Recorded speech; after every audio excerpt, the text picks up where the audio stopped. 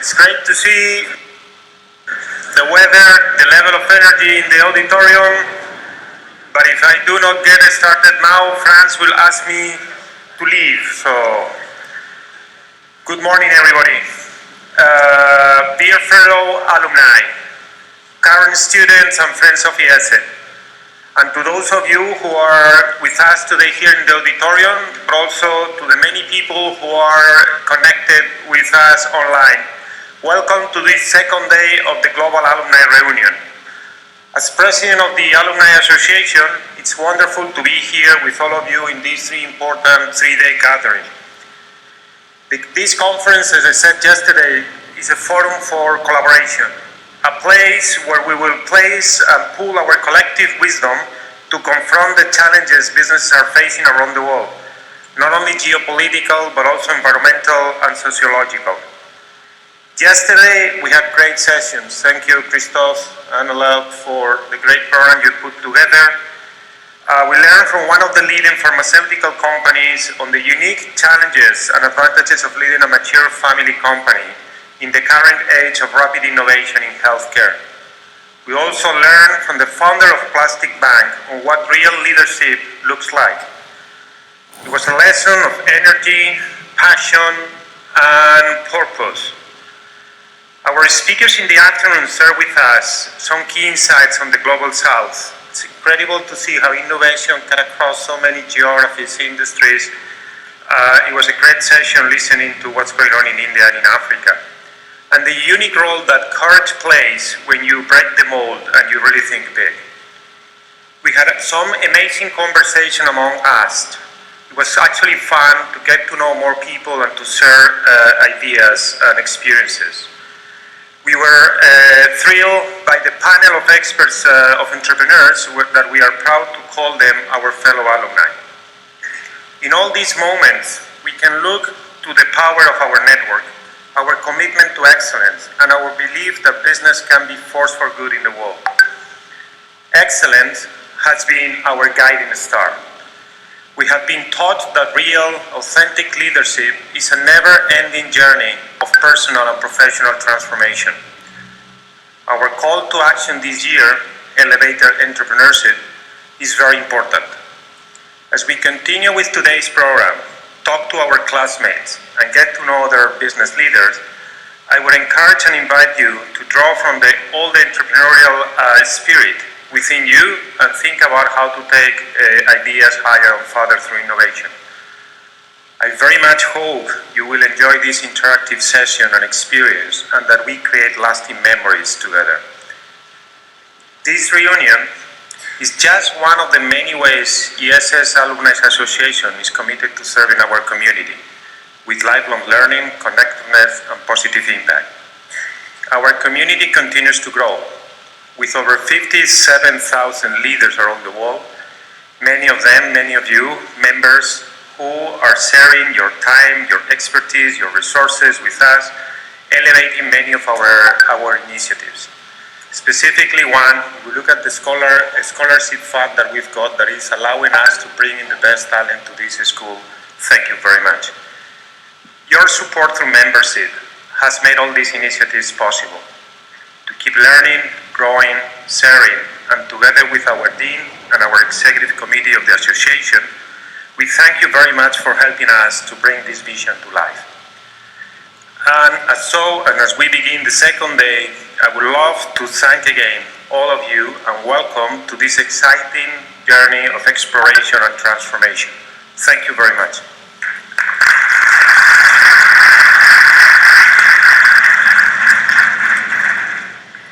So welcome to the second year of the GAR. I hope that some of you celebrated the Gemba alumni gatherings, as well as the celebration of the 20th anniversary of our IMP alumni program. And many visits we also organize and are still ongoing. And today, finally, welcome to your home, your campus. Every creative process involves suffering, uncertainty, deciding whether to take the risk, whether the journey will be worth it, and taking the leap towards the dream that moves you.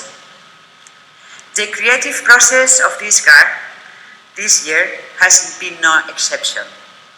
A journey that began with a clear frame from France. Thanks, boss, for giving me a canvas to draw on. And then 3 calls. The first to Chris Schott. How about Chris? If we talk about entrepreneurship this year, still excited from the garden in Munich, he replied, whatever you ask, Mireia, I'm on. The second call to Anna Luz. Her delicate brush was missing from the picture. Educating participants about our emotions was another yes. The third to Jose Maria Ciota from our Entrepreneurship Center, a passionate advocate of deep tech and corporate innovation, always optimist, who offered another yes. We added more brushes, the team from research and insight colleagues, Marta, Phil, to help creating the elegant online of the concept that eluded us. Meetings, agreements, disagreements, moments of wow, others of blockage. Without realizing it, we were already the team to lead this journey. While looking for voices that will awaken our reflection, more artists enter. Corporate marketing, coming and going, whether we should paint in apple green, blue, bubbles, or arrows, to bring elevated entrepreneurship to life. IT guessing how to draw the flexible format program. Countless hours designing the programming site journeys. Stressed because the launch time was on our heels. The painting was still incomplete. We couldn't find a lever that would activate the entrepreneurial spirit within all of you. We reviewed everything developed in experiential learning unit, but nothing. It wasn't scalable, and the risk was too high. Walking through the ruins of Ampurias on Saturday, I thought that if Romans had built an empire, our problem was smaller. And I called Marc Sachon immediately. I remember telling him, only you can help us. And the response was the same. Whatever you need, boss. We'll also need Julia Braden there. I don't know about entrepreneurship. And she was also on board. There were more drawings on the whiteboard in a white working room, adjusting, changing, but we were still few to solve the equation. Mark Sosna from the Learning Innovation Unit entered, Pilar, the facilitators, to shape the questions. After so many artists, Kelvin, my dear colleague from the alumni team, good MBA and engineer, entered to my office and said, Mireia, stop creating. It's time of execution. He deployed an incredible network of meeting committees with our colleagues from CES, KEO, catering, with relentless execution times. And the alumni team followed as always, following the dream. And the last call was with my colleague Sabrina, 3 days ago. It was very late. It was a brief conversation to tell her to go to bed, that everything will be fine. She almost apologized, saying, I still have things out of control, Mireia. I don't recognize myself. These things is overwhelming me. So I didn't tell her anything then, but I say that today. You don't recognize yourself, Sabrina, because you are already different. In this profound process of growth, learning for and with you, dear alumni friends. I hope you enjoyed this journey as much as we did. Thank you very much.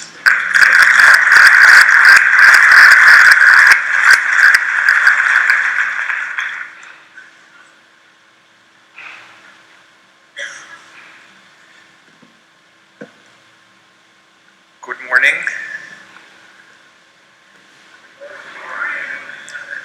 And welcome to this Global Alumni Reunion. Welcome to those here on campus that I can see directly, and welcome, of course, also to all of you who are following online this day of the Global Alumni Reunion. It's been since 2019 that we have not been holding a global alumni reunion in Barcelona 4 years ago, so we're happy to be back. And we're having a new format, as you can see, which gives us the opportunity to greet all of those who can make it to be on campus with us today. It's good to come together. That's one of the things, of course, we learned through the pandemic, that coming together, maintaining and building this network, these friendships, is very important, and it's an essential part of the Iese community. As a school, we want to contribute to changing the businesses, the world for better, the positive, long-lasting impact that we talk about. And an important element of this is that there is a strong sense of belonging to the institution and the shared values that we all have as alumni of the Iese Business School. I want to thank you for the work that you're doing every day in your organizations, in your businesses. That's the most important contribution that you can be making. And I also want to thank you for the support that in so many ways you're giving to your school. And I wish you all, you'll see, we have new formats, new ways of interacting, a wonderful day here on campus and online of learning together, interacting together, spending time together, and getting to know new people, new alumni friends here at Iese. Thank you very much, and have a wonderful day in this alumni reunion.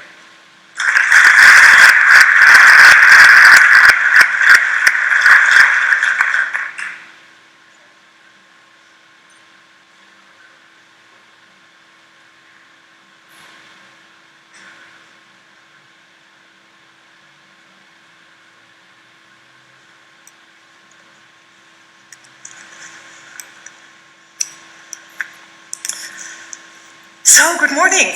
Also from our side, we are really thrilled together, Professor Todd and myself, to welcome you from the side of the academic directors of this program in a day in which we're going to channel your inner entrepreneur in whatever organization and setting you're finding yourself as a business leader. So my name is Anneloes Raas. I'm a professor of leadership and the head of departments of managing people and organizations here at Iese at the school, as well as the holder of the Putz Chair of Global Leadership Development.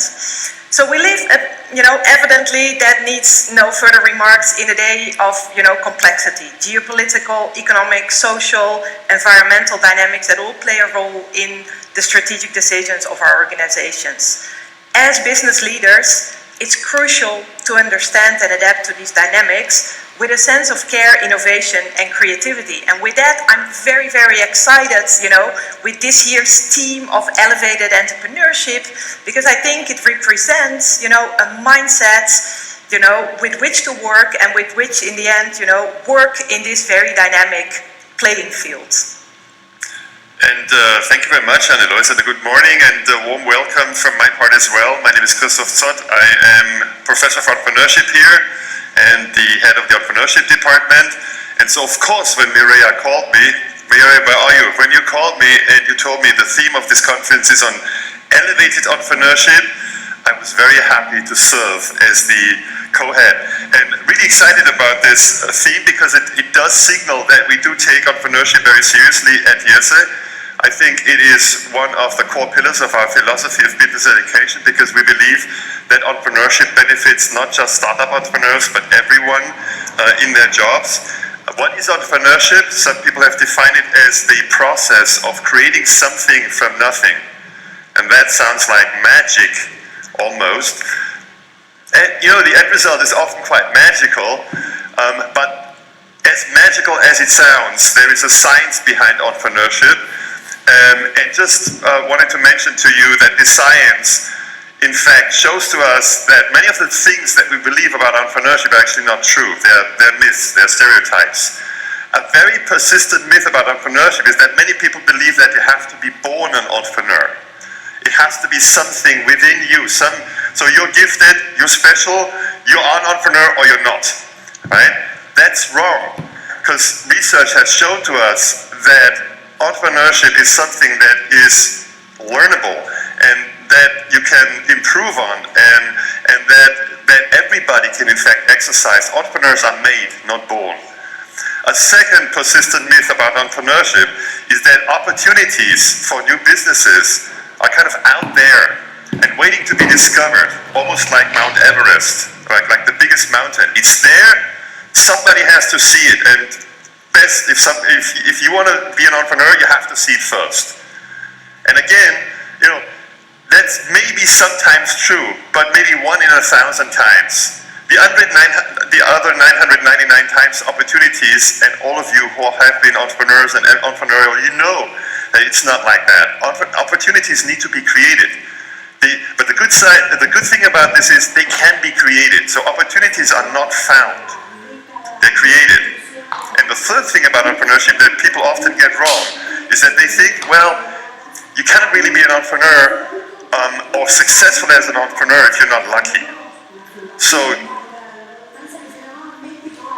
are you lucky all the time? Who is lucky all the time? Nobody. And I know many entrepreneurs are in fact extremely unlucky. Right? Extremely unfortunate things happening to them, and still they're very successful. So it cannot be about luck. So what is entrepreneurship? In fact, research has shown that entrepreneurship is really a process. And the good thing about processes can be managed, processes can be improved, and in fact, you can learn how to run this process, and that's what we do here at Iese. Yeah, and I think, one aspect that also from a leadership angle we would often stress when it is about engaging in a process like this, about seeing opportunities that are there, creating this mindset, is that many of these things start with self-awareness. It's one thing, to have the vision, to see the opportunities, and we're going to see some very inspiring examples of that, by the way, today.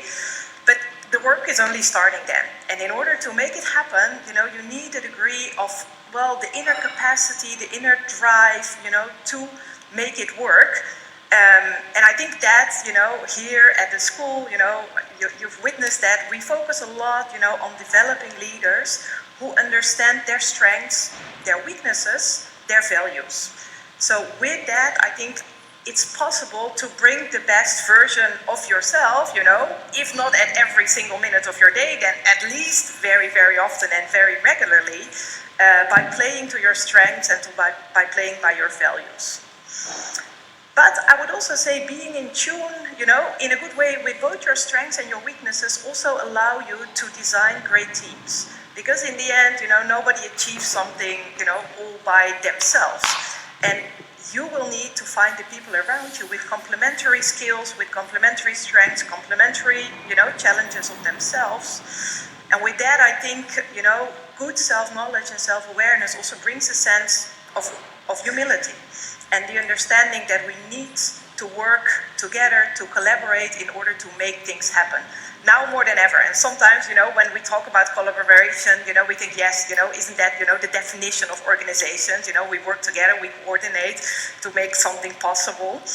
At the same time, I'm sure I'm not telling you something new, that we do not always necessarily work in a collaborative way. Sometimes we work at cross purposes. But in the time that we're living, with the challenges that we're facing, I think it's more important than ever to mobilize that sense of collaboration at all levels of the organization.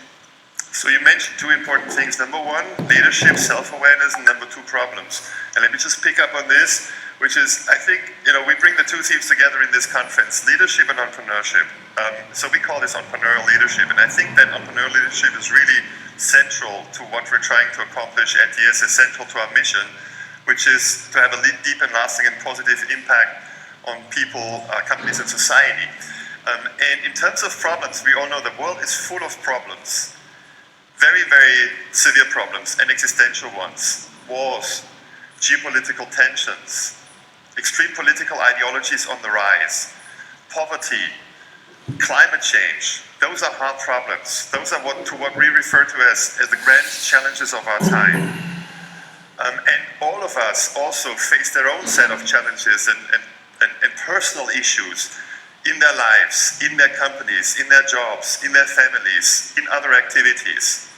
Now, interesting thing that entrepreneurship really teaches us is, I would say, can boil down to 4 tenets 4 principles of entrepreneurship that we also saw coming through very strongly in our program yesterday and expect them also to come through in our program today.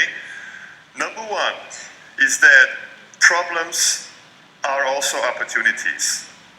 So if you focus on problems as being problems only, this will not be the best mindset in order to address those problems. You should reframe those problems as opportunities. If you talk to entrepreneurs, they always start with a problem, but they don't consider it a problem in the negative sense. They are in fact delighted to be having a problem that they can solve. So this is kind of the mindset that we're talking about, whether you see the glass half full or half empty. Every half empty glass is half full. And you have the choice to see it whichever way you want to see it. Okay? That's number 1. Number 2, what came through and what is also what we learned from entrepreneurs is don't give up. Don't throw in the towel in solving those problems and exploiting the opportunities too soon. Entrepreneurs teach us the value of resilience, of perseverance, of not giving up at the first sight of trouble. And there will be lots of people discouraging you along the way, lots of naysayers. Keep going because it's worthwhile. Number 3 is that entrepreneurship is a team sport. This is another big myth about entrepreneurship, the myth of the lone entrepreneur. Entrepreneurs never act alone. They always act in a team. We only see kind of, the big reports in the newspapers about these individuals because we like hero stories. But in the end, those are team accomplishments, good things, and this is good to know because as an entrepreneur, you can reach out to others. They will help you. Good things will come when you reach out for help with good intentions. And lastly, entrepreneurship is truly a process. It can be managed through behaviors, through skills, through things that can be learned and improved. It's not a genetic trait. You don't have to be Elon Musk, thank God. You don't have to be Amancio Ortega either. I mean, if you get there with this type of net worth, fantastic, but you don't have to be one of them. You can still be an entrepreneur, and I think that the 4 tenets of entrepreneurship really strongly suggest that entrepreneurship is not just for startup entrepreneurs. It is for everybody. It is, and that's why I'm very glad that we chose this as a theme for our conference. So what I think though is that, all of that also requires a certain degree of courage.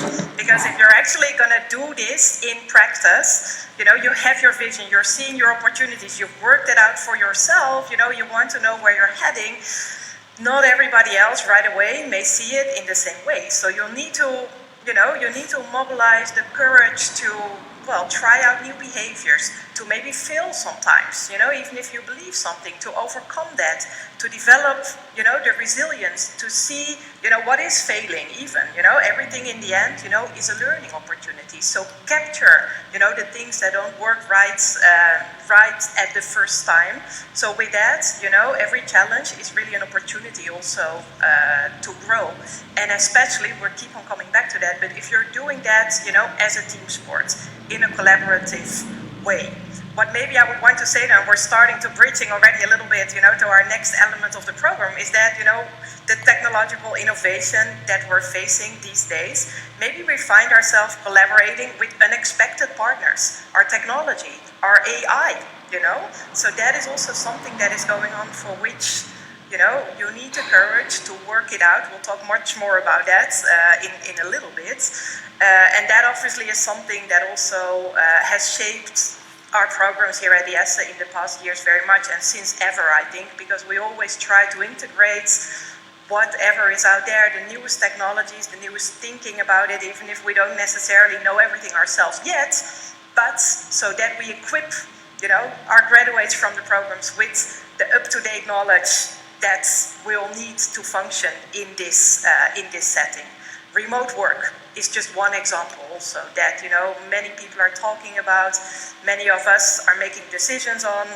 We see many benefits. We may also still see some disadvantages. Research, also will help us for the long-term effects. So let's see with all of that and with all of those teams exactly in the world we are living today, I'm very, very excited about our program for today around this theme of elevated entrepreneurship. Yes, and what is elevated entrepreneurship? You could say that elevated entrepreneurship, one interpretation is that it's entrepreneurship with a purpose. So I think the theme also invites all of us to ask ourselves what is the purpose in our entrepreneurial endeavors. As Anne-Loise mentioned, there are plenty of sessions that give us an opportunity to pause and reflect. And I invite you to explore this for yourself. What would this mean for you, elevated entrepreneurship? And I wish you a wonderful day full of inspiration, great insights, and meaningful interactions.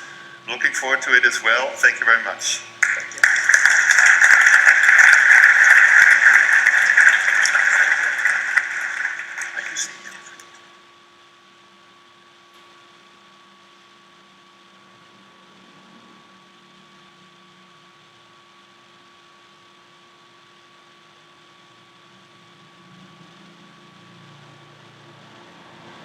When the world around you is constantly changing, you need a team you know. When the expectations are overwhelming, you need support you can trust. When you have a problem, you need a partner you can rely on to solve it. The Xerox 914 The most successful single product of all time. For nearly 120 years, Xerox has been a trailblazer in the workplace, leading with responsibility, streamlining productivity, and innovating in technology. From digitizing documents to customized IT solutions and everything in between, Xerox solves problems with innovative and automated workflows so that you can focus on what truly matters. Workers are more stressed than ever, and we're here to help with sustainable, secure solutions, making the communities we serve better. Xerox works for everyone, everywhere. We work where you work. Building the future started yesterday and continues today. Because after all these years, we've always been here, doing what we do best. Xerox 4000 turn out 45 copy. Altel, the world's first desktop computer. Xerox breakthroughs that simplify how work gets done. Trailblazers don't wait for the future. They make it. We make work work.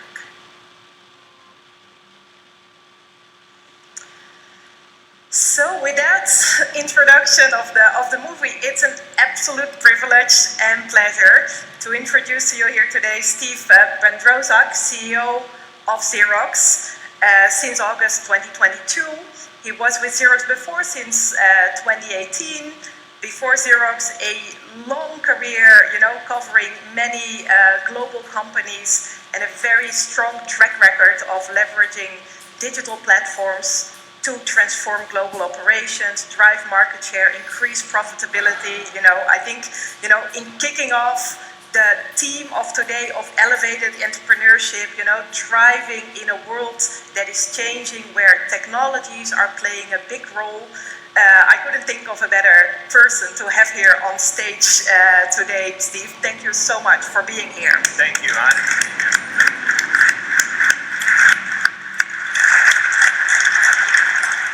So, would you maybe tell us a little bit about your career so far? Yeah, I have had an incredibly blessed career.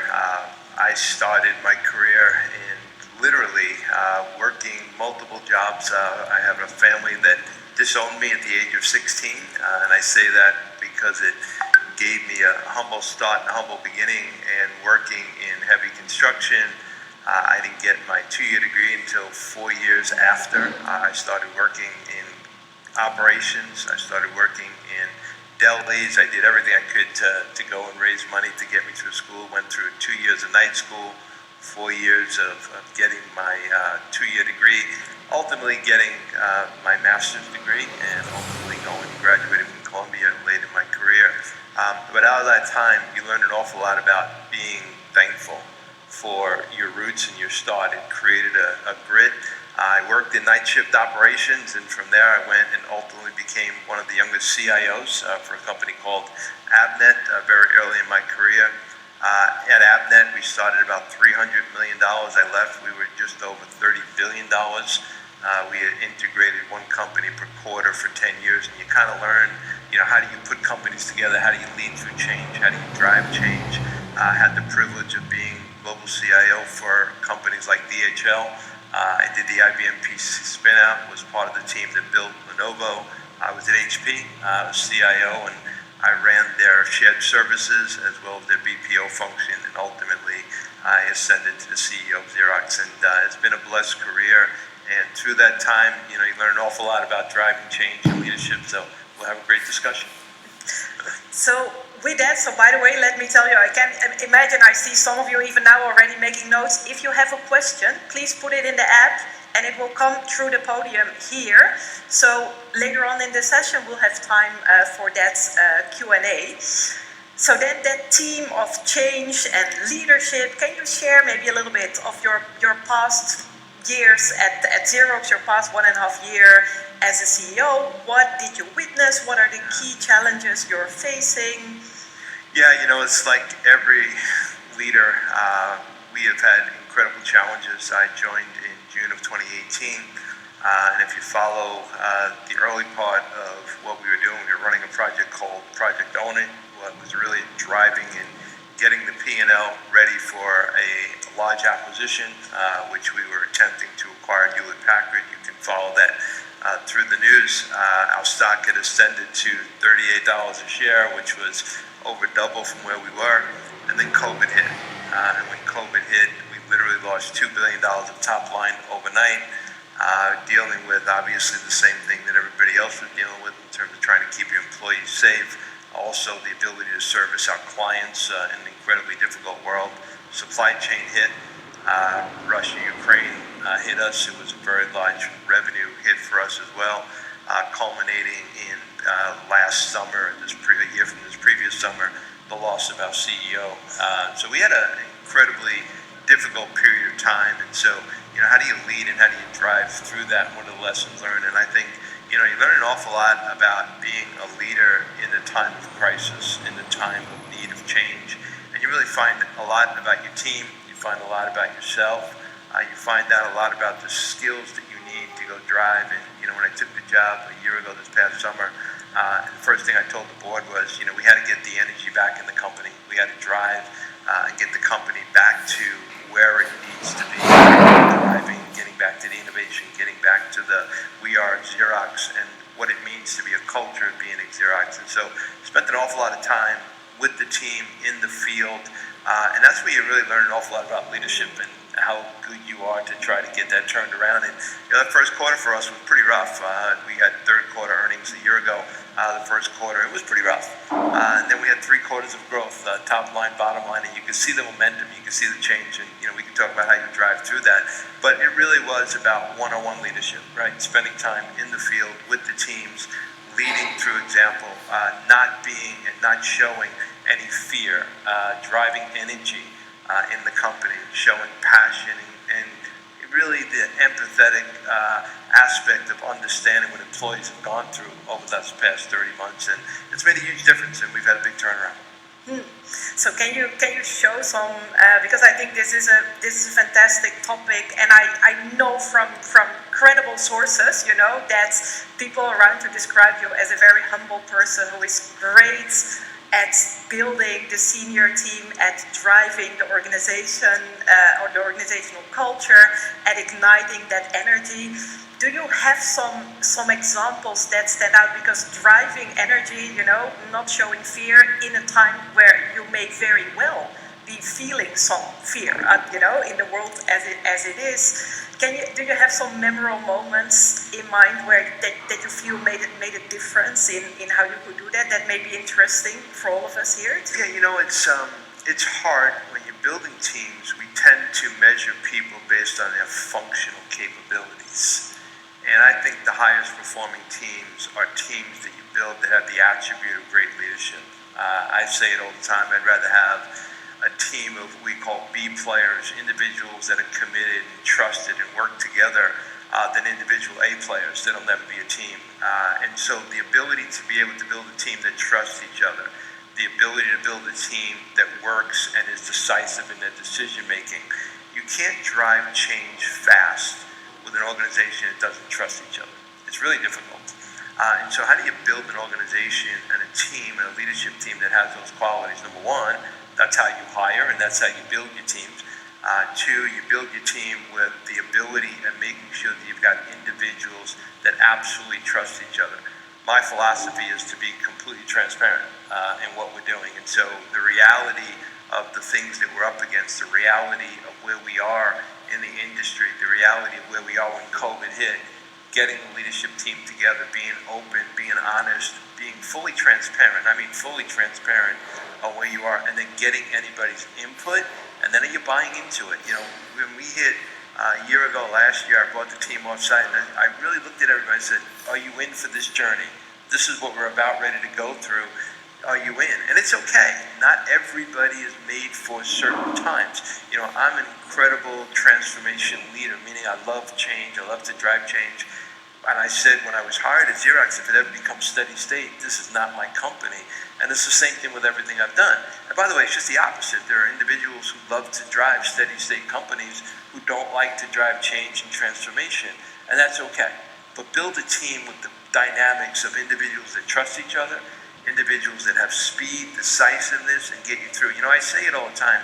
Today is the slowest change will ever be in our life. Technology is driving change at a rate and pace that we've ever seen before. And if you don't realize and recognize that, think about AI that's coming our way, ChatGPT, what's happening with robotics process automation, what's happening with culture change inside of our environments. And so we have to be able to lead through those change. And it takes certain attributes. And it starts with trust. It starts with a team that will work together decisively. You know, we don't know what we're going to be up against tomorrow. But I know we're ready for it because we have a team that has the attributes that can lead through those changes. Yeah, think about it. Today is the slowest change that we will witness, and the implication that has. And you're doing this yourself, and you're also, helping the world, obviously, with your technologies. So I like and I appreciate very much, how you talk to the role of the trust in the team, getting people ready. Could you share even a bit more, because as a CEO, there's many things you can do with people around you, but then with all the people you have around you, it's not only about what you do personally, but how you build the systems so that you mentioned the word energy. So you are a battery of energy, but I imagine that you also need to build many batteries of energy in the organization. Can you talk a little bit to that? Yeah, I've got a saying: you either drive energy or suck energy in the company. And if you're sitting on the fence and you're not driving energy, you're sucking energy. And I give that to all my leadership, not only my direct reports, but we have a senior leadership team, which is the top 100 leaders in the company, and we send the same message. But it's also around showing up in the field with your employees, whether it's factories, whether it's field services. I go on and I do ride-alongs with the technicians in the field to see what they're doing, understanding, spend time in the factories. I go on, and I'm on a tour right now and visiting. This is my fourth country this week, spending time with employees, spending time with clients, really listening and letting them hear from me where we are. Open, honest, transparency. Where are we? Where are we in the quarter? Where are we in our 3-year journey of our aspirational goals? Where are we on innovation? Really talking and transparency, sharing. And I think that openness and being authentic around what it is, and I get at, my team is constantly challenged. Steve, are we too transparent? Is that too much? And I always will err on the side of being as transparent as we can with the team. And the team senses it. The field workers, everybody senses it. The other thing is, and hopefully, I can inspire people. I spend time literally listening one-on-one. Doesn't matter where you are in the organization. Just listen, look somebody in the eye and just listen. Sit down with round tables. I lead what we call the YP group. We have 10 employee resource groups. One is called Young Professionals. And I sit with them every month, listening to what our young professionals are doing, what they're saying, mentoring, teaching. I sit down with our employee resource groups, listening, hearing what's important. Every single diverse group, whether it's around our Women Alliance, whether it's around our Black leadership, whether it's around our Asian leadership, everybody has a different, unique challenge. And you've got to be able to listen. You've got to be able to understand their needs and build a culture of empathy, build a culture of energy. And it's important. When everybody buys into that culture, I say it all the time, culture will kill strategy all the time. If you don't have the right culture with the right people and the right energy to drive and lead through change, especially as fast as we need to go, it'll kill strategy all the time, right? And so I am a strong believer in spending time in the field, building that culture, cultivating it. I want to be the chief talent officer, right? The individual that can help and build and mentor and make somebody's day better each and every day. So that sounds like you're very much a role model for others, and you want others again to be role models for others in the organization. And I was just triggered by saying you're talking to young professionals. We all care a lot, about the new generations. They come with many, skills and good mindsets, especially if we're talking about digital innovation. But I imagine you have many generations in the company.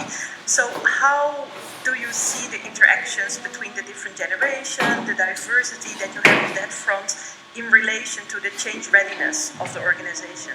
Yeah, it's a big challenge for a company that's been around for a long time, celebrating individuals that have been with us 30, 40, 50 years.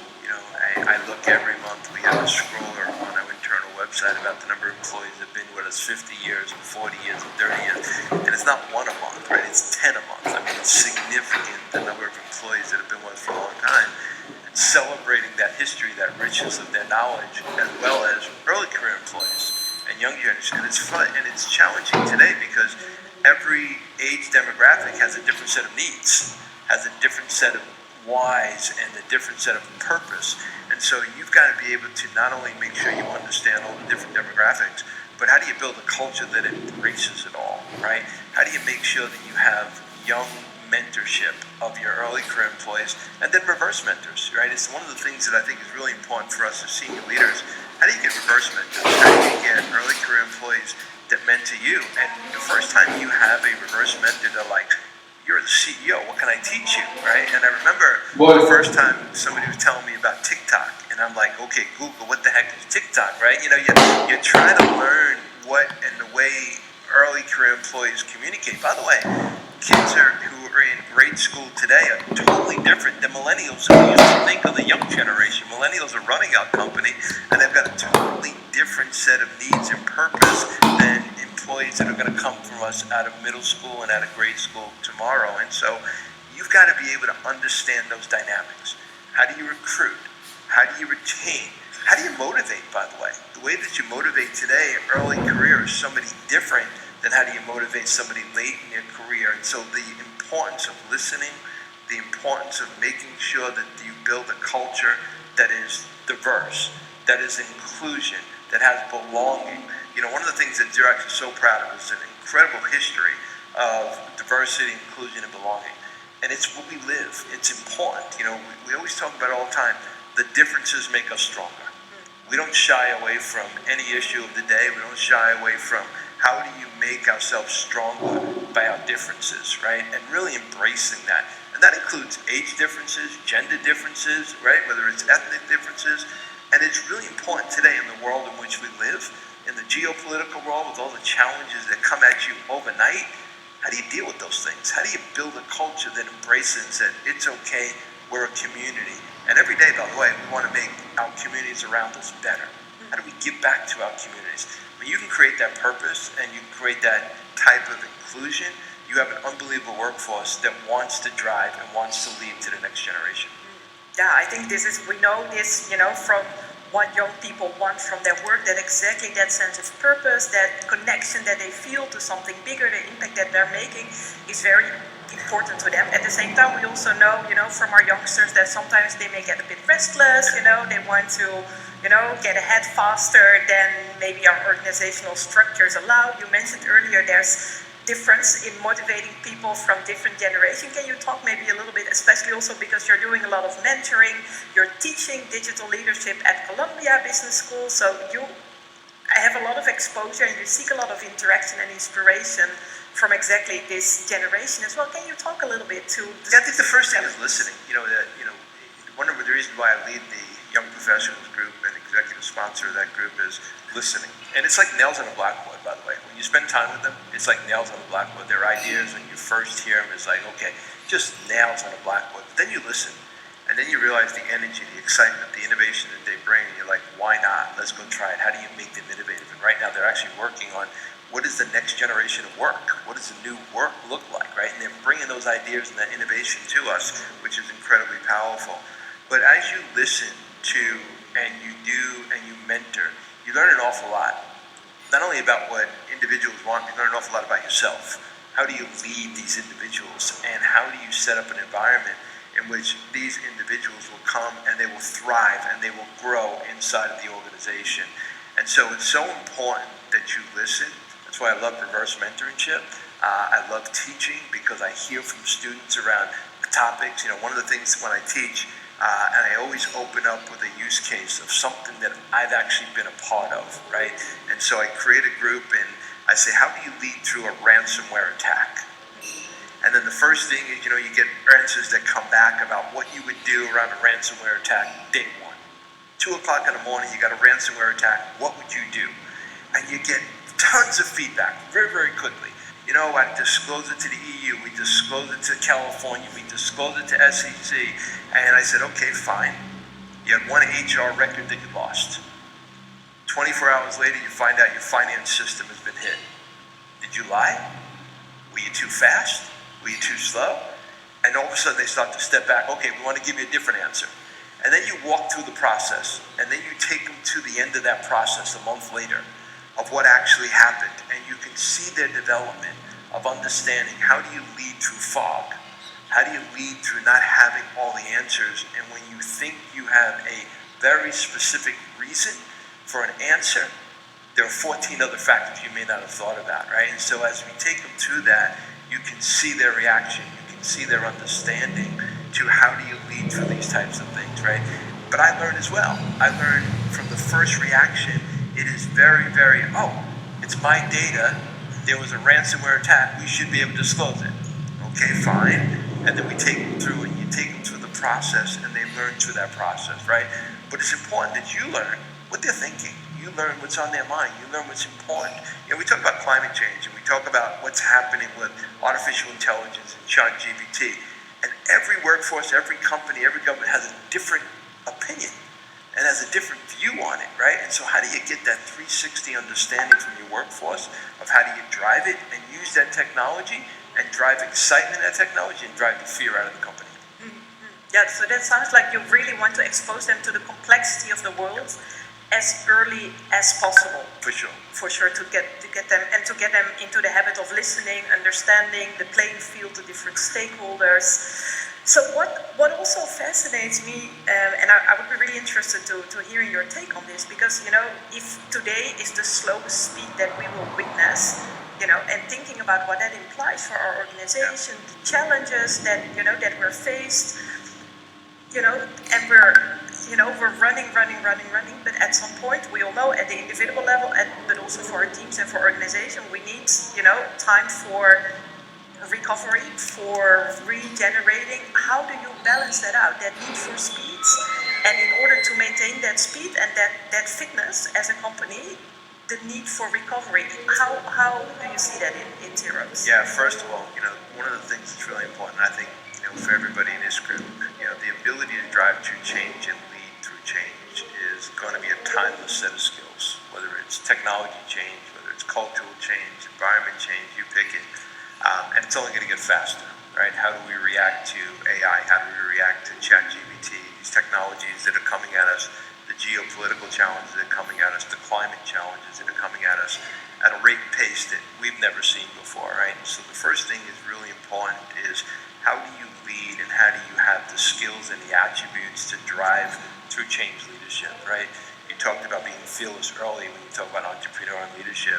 How do you drive it? How do you motivate? How do you create that vision? How do you create an environment and a culture that can adapt to change? One of the things that I have always think about all the time is, are we going fast enough? When COVID first hit, it was interesting. Before COVID, anybody was trying to drive video technology or reduce travel through, more meetings with Zoom and Teams. It was going extremely slow. COVID hit, and all of a sudden the world changed. And in 2 weeks, we went from 1 million viewers to 10 million to the amount of people that are using technology today, like this conference, in terms of using video. And it was happened overnight. And by the way, we adopted overnight. We absorbed it overnight. We did it quickly. So it really keeps me thinking about how fast can we actually drive these organizations, right? And I talk about the consumer today. your own mobile device and the applications that we have and the applications that our employees have, they can absorb change faster than we give them credit for. Overnight, think about your mobile phone and all of a sudden the iOS changes. It changes overnight. You adapt, you find a way of doing it, and yet we are very, very slow within enterprise in general.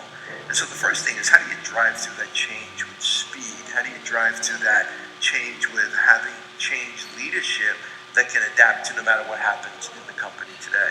Around how do you get your energy back, you got to find your way, right? When you come to the office, everybody's looking for you to drive energy, right? So you got to find your way, whether it's on weekends, whether it's I get up 4 o'clock in the morning every day, I try to hit the gym or I try to do something to get my energy ready. So when I hit the office, everybody realizes and knows that I'm ready to go. When I get home, my Myers-Briggs, I am an off-the-chart introvert. This is not natural for me. I don't enjoy being around large people, but I've done it my entire career. And so when I get home, the first thing my wife says, where is that personality that everybody sees in the public eye, right? Because I'm trying to get my energy back, trying to re-energize, right? So you got to find your way of energizing, whether it's, it's exercising, reading, whatever it may be, yoga, meditation, it doesn't really matter. Find a way of getting your energy back because your company, the people around you, need that energy from you every day. Yeah, and I can see especially, for an established company, in a field where your competition may come, I imagine, from small, garage type companies. So you need to be able, and you're, with the big organization, with all the advantages that has, but also, with the speeds that you need to get, not, from 4 people around you in a garage, but from a whole organization. It's funny because one of the biggest things, my competition today is not who you would traditionally think about in our industry. My competition is some VC startup that I don't know what the technology is that's going to disrupt me. And it's everybody in this room, right? It's not going to be your traditional competitors. It's going to be technology or innovation that comes at us that we didn't even know was coming. And everybody asks me, Steve, what's the great technology of 3 years from now? I can't tell you, but I can tell you Xerox will be a technology leader, will be ready, right? I've got things that we know are coming in and around security, in and around apps at the edge, what's happening with ChatGPT and the advancements of that. So we see that, especially as we spend time with Palo Alto Research and they do exhaustive research in these new technologies. I see it, but the thing you can never predict is when is it going to be adopted. AI has been around a long time. It's been around a long time. Why the hype over the last year? Well, the reality of the speed of the chip, the speed of networks, the ability to be able to drive massive amounts of data and get fast results because of the speed of the chip, which changed, as well as the adoption and the absorption of AI in our businesses. That's what's accelerated. And it's the same thing with all technology, whether it's augmented reality, whether it's virtual reality, what we're going to see with ChatGPT. It's going to be how fast do we adopt it and how fast do we absorb it. The reality is it's not about enterprise absorbing it, it's about consumers absorbing it, right? So if you want to see what's leading, what's going to drive next generation technology, just look at consumers. Look at what's happening around your families. Look at what's happening around universities. Look at what's happening around younger generation in terms of how they're using it, how fast they're adopting it. I tell my team all the time, I want every client experience to be the same in us inside of our company as it is when we're home in the consumer app. You think about Amazon. There's no help desk for Amazon. They don't ask for change. They just change it, and yet we continue to absorb and use that technology. And so the reality is the consumer applications are driving expectations of our consumers, of our employees, of our partners, and candidly, it's driving technology around the world. Big change from when I started as a CIO 20 years ago, where the CIOs drove technology from the innovation standpoint from companies. We're seeing just the opposite. You're seeing the consumer world and the entrepreneur aspect of adoption and driving of technology in the consumer space that's driving adoption. Yeah, so I imagine your cycles of new products development and innovation have shortened for sure. Quite a bit, I imagine. It is. Yeah. We look at my world. We're looking at a cycle time of 3 to 5 years, right? From engineering to full production to end of life. You take a look at software today. 6 months is a long time. Yeah. You take a look at Amazon today, they have thousands of changes per day in their infrastructure, per day. And so, you think about that type of change, that swiftness of change, and then you look inside your own enterprise. Are you ready for that? Right? The way that you stabilize an enterprise, you don't drive change. It's just completely opposite of what we need to do to be successful to drive technology inside of our companies. So I think I'm seeing quite a few questions coming in based on maybe your earlier comment, of energizing and also energizing yourself. And I see even more, now that you're sharing even more about the speed, the complexity, customer centricity. So here, for example, Mohammed is asking, how do you you started alluding to it, but how do you take care of yourself so that you can sustain taking care of the many responsibilities? You alluded to it already, but I think it's something that many of us, can relate to. There's many things we have to do. Things are going really fast. So any more pieces of advice there? I think, look, one of the things about this job, and I'm sure many of you sit here, is it's not about work for me. I enjoy what I do, and so there's always a saying: work in places and do jobs that you enjoy. It doesn't feel like work, right? So for me, when I'm here, I get energized by spending time in audiences like this, spending time with my family, spending time with the teams and the environments that I'm in at work, and spending time with charitable and give back. And so for me, I get energy out of that and I absorb that. The one thing that I have to do, you got to be physically ready, right? You got to be mentally ready. So what are those things that you need to do? For me, it's the ability to be able to work out early, to be able to get my mind ready, get my body ready, get my health, and keep myself physically in shape. But everybody is different. Some people like to meditate. Some people like to, read books. Whatever that is, spend the time for yourself and do that. Get yourself ready. Because your employees, your culture, your enterprise is looking for you to be that leader, to be that energy, and be that leader. You got to find a way to get yourself energized and be ready to come to the office every day. Yeah, so it's like the emergency procedure in the airplanes. Make sure you put up your own the oxygen mask before, being able to help others. Yeah. So you have to find what your oxygen is. You do. And then be disciplined. You do. In and look, there's no one formula. And people ask me all the time, you're up at 4, what time you go to sleep? And between 11 and 12, and so I'm averaging 4 to 5 hours of sleep. And every year I do my executive review, and they tell me the same thing: you need more sleep, and you need more.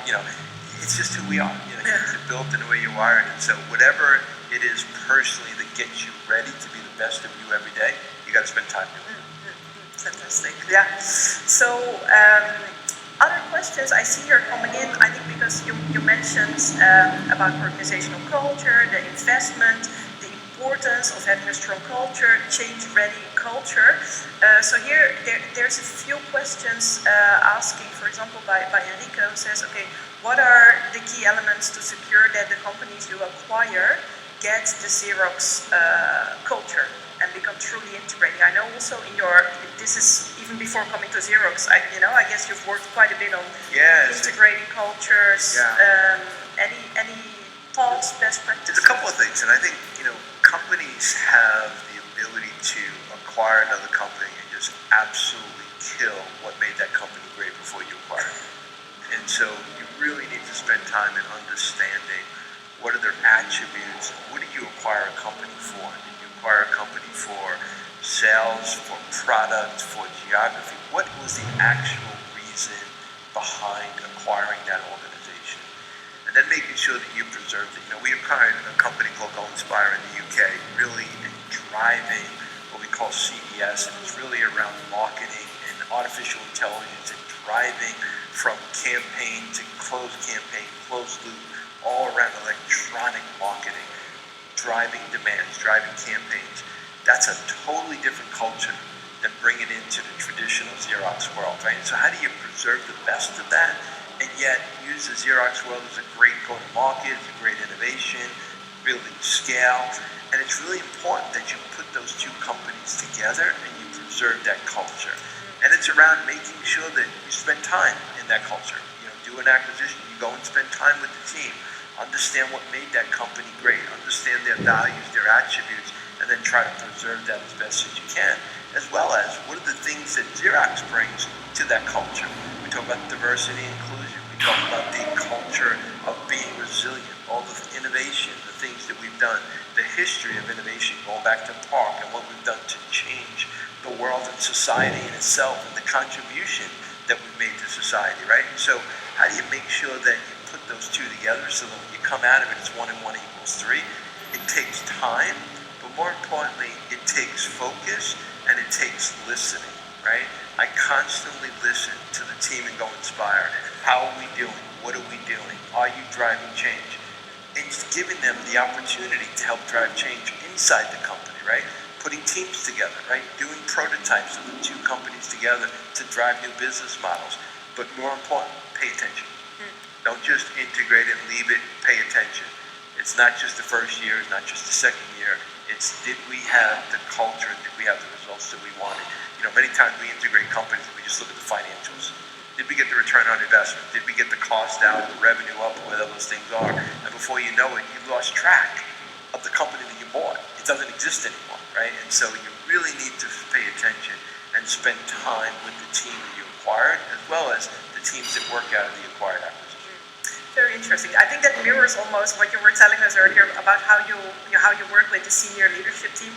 Listen to people, understand them, try to bring out the best. Yeah. You know, respect people for whatever strength it is that they're bringing, Yeah. and to do that both at the personal level and then also at the level of the organizational culture. One of the things I do is when we spend time, and I went to go see Go Inspire when we first acquired them, and I spent time with the team, and I said, please don't let us kill what makes you great.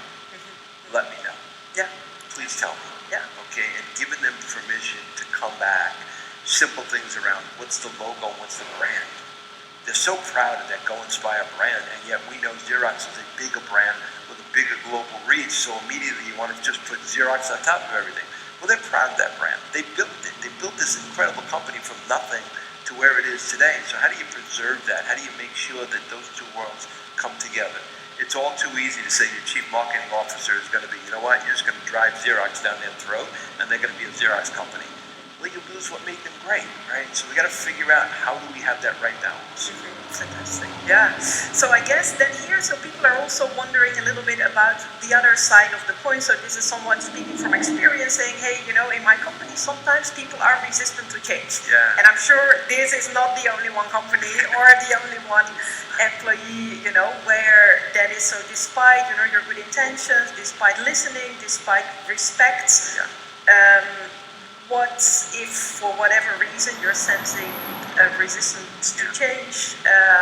Any experiences you can share there? Look, change is like communications. When somebody doesn't understand you, you can yell louder, you can talk harder, you can say the same thing, or you can sit back and say, it's your fault, you don't understand, or you can find a different way of communicating.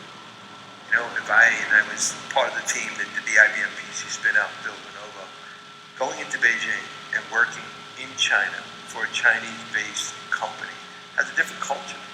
So when I get there as an American, as a U.S. company, and you try to take your values, you try to communicate the way that you do, they don't understand.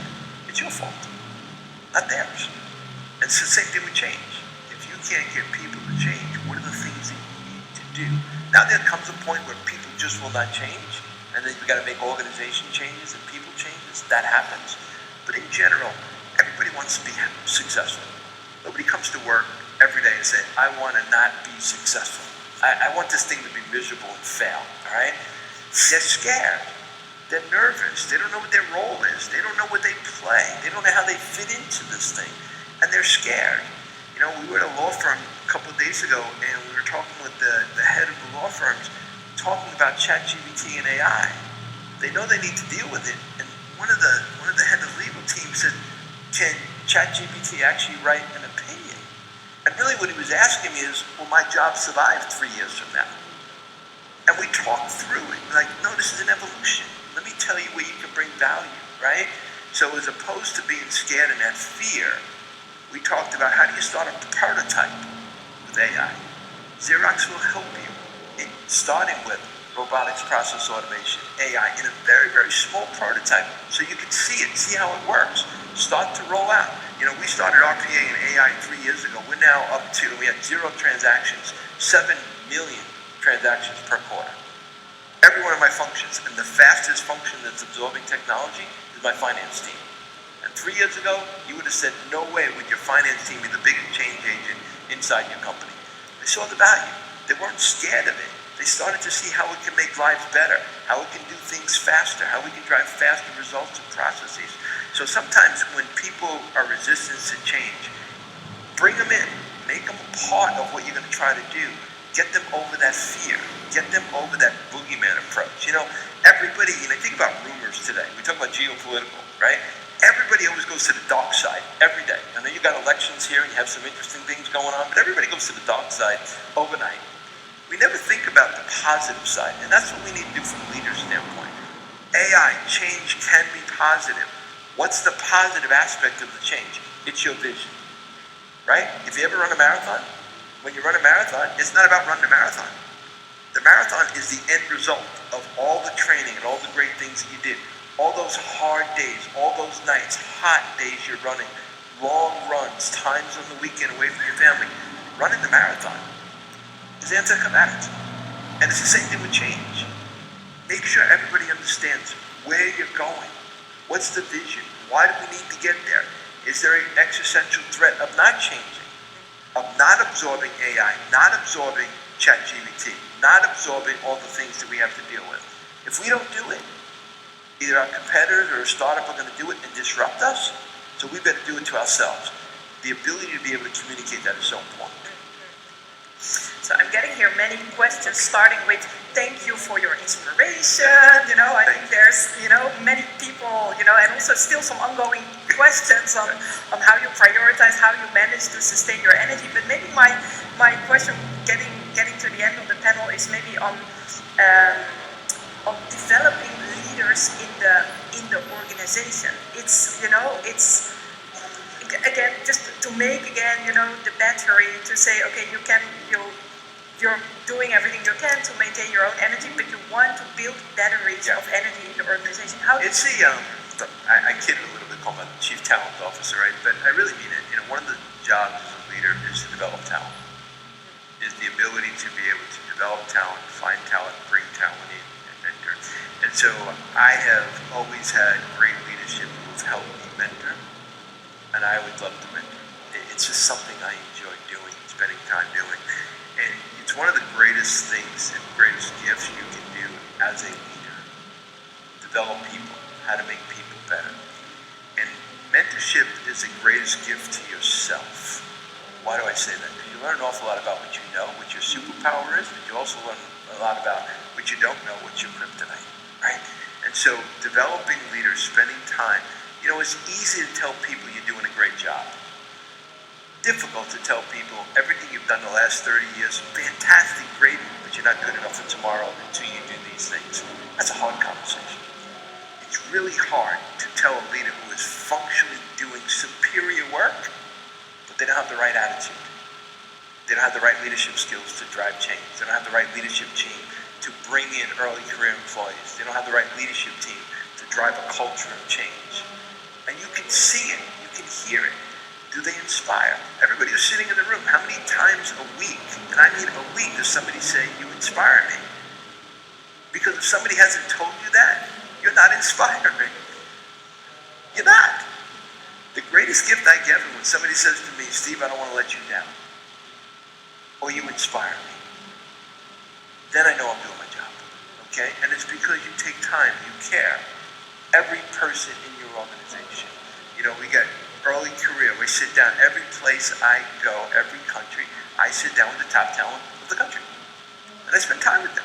We talk about leadership. We talk about skills. We talk about what it takes to develop a career.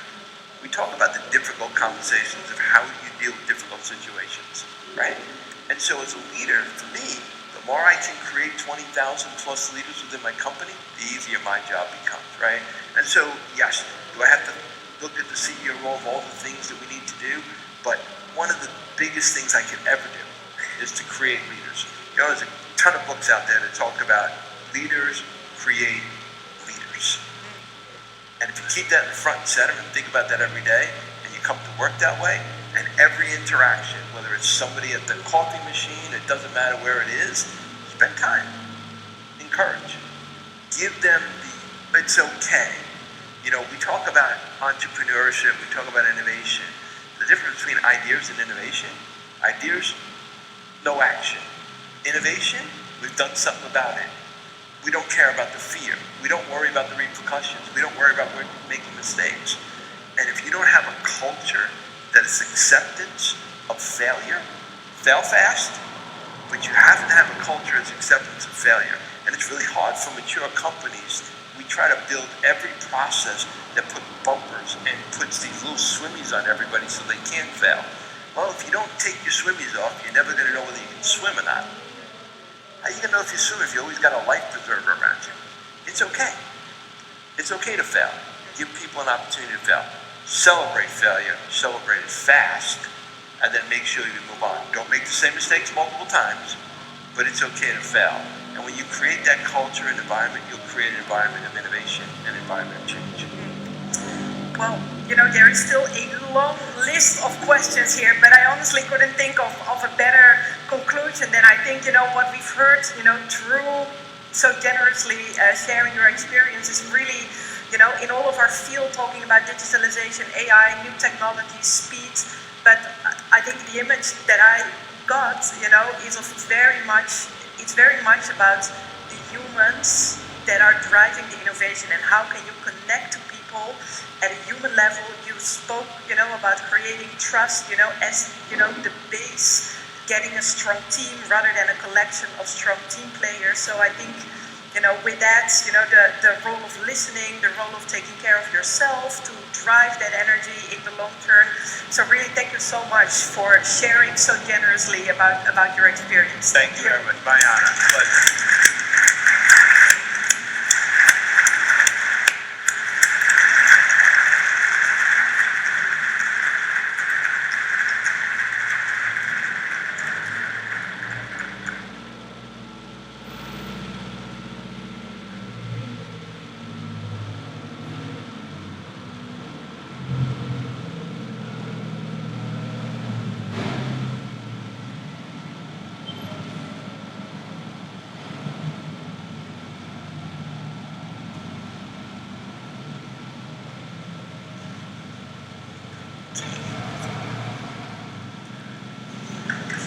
Good morning, everyone. Good morning. Everyone, Zing, you want to have a seat? I'll go ahead and get started. We're from Singapore. I want to say hello, good morning, hola. And we're from Singapore, and I wanted to share with you this morning a little bit about what we do in Singapore and in Asia on the entrepreneurship ecosystem, consistent to the theme here on elevated entrepreneurship. Okay, I got lots to talk about today. This is just a very quick intro of me. Basically, I work and teach and mentor entrepreneurs in Singapore. I specialize in technology, commercialization, and I've been involved in entrepreneurship in Singapore since 1995. So that was a long time ago. Okay. What I'd like to do, I have a lot to cover today, and not to worry, this is not a lecture. Nobody comes here for a lecture, but I want to share with you some information, and there's a lot of content to push out, so I'm going to put this in a little bit more structured format. But I also included a wonderful guest speaker with me, Iese5, who's going to be talking about her experience at Cargill, based in Singapore. So when you think about entrepreneurship and innovation, you always think about Silicon Valley. And I do this because I want to contrast with what's going on in Asia. And you think of Silicon Valley, you may not know that the whole entrepreneurship ecosystem started out actually as from the Stanford Research Lab, okay, as a basis for looking at electronic warfare. And so out of that sort of heritage, you have this sort of ecosystem in Silicon Valley that's built up around radical innovation, breakthrough technology, and looking at a huge problem. Okay. And what I want to do is contrast that to Asia. I want to share with you how entrepreneurship and innovation starts off in Asia, because all of us have sort of a different cultural, historical, political context by which innovation works. Okay. So I'm going to start off with talking about Japan, Korea, Taiwan, but I also will talk about China in particular. I think you can't talk about Asia without talking about China. I know I'm going a little fast, but it's okay. You'll get I think there's going to be a soft copy of of this content, so you can absorb it at a better pace. So let's talk about China. So I did some work with looking at innovations from China, and China really is focused on pragmatic innovations. Started out to be imitation to fast innovation. When we think of China, in the old days, they had the 4 great inventions. Okay? But since the recent opening of China 2 or 3 decades ago, China started out with innovation in recent years from copying what we are being used to, okay, in sort of the more developed countries. So I included some, humorous photographs for you to take a look at what was going on in China up until about a decade ago. All right. So these photos and the research, all that was done around 2005, 2006, 2007. And it's come a long way since then, in about a decade and a half. So in China, they have this thing called shanzai, which means literally mountain shack, okay, bandits. So they go and, take technologies and brands from outside China and just copy it. Now, you'll see from some of these names that they use, they don't take themselves too seriously either, okay? So it's, they're not trying to say, we do a better job with, Adidas than Adidas. So they don't take themselves too seriously. And in fact, it started out with the microphone, the mobile phone industry. So this is a funny one, right? You see a cigar phone or a cigarette phone, okay? So that's what they've been doing. And so I'm just flashing through some photographs that I've taken around 2007. So it's quite interesting how they really view this whole, how do you get started in innovation? It's all from imitation, okay? And what's interesting is that it works very fast, all right? So what started out to be a Shanzai ecosystem, and this is the first I'm going to introduce this concept of an ecosystem as being centrally important to building entrepreneurship and innovation. Without an ecosystem, you cannot have individual entrepreneurs thrive or be successful. Okay. So in the Chinese ecosystem, what started out was a turnkey platform that allowed individual entrepreneurs to really put a mobile phone together very quickly. And that's exactly what happened. So it moved from a vertically integrated mobile phone industry to one where anybody can build a mobile phone. And that's why you have this incredible Shanzai mobile phone industry, like the Shanzai 1.0. Okay? And what's interesting was that this created an ecosystem where you have a lot of fast feedback from the customer to the trader to the manufacturer.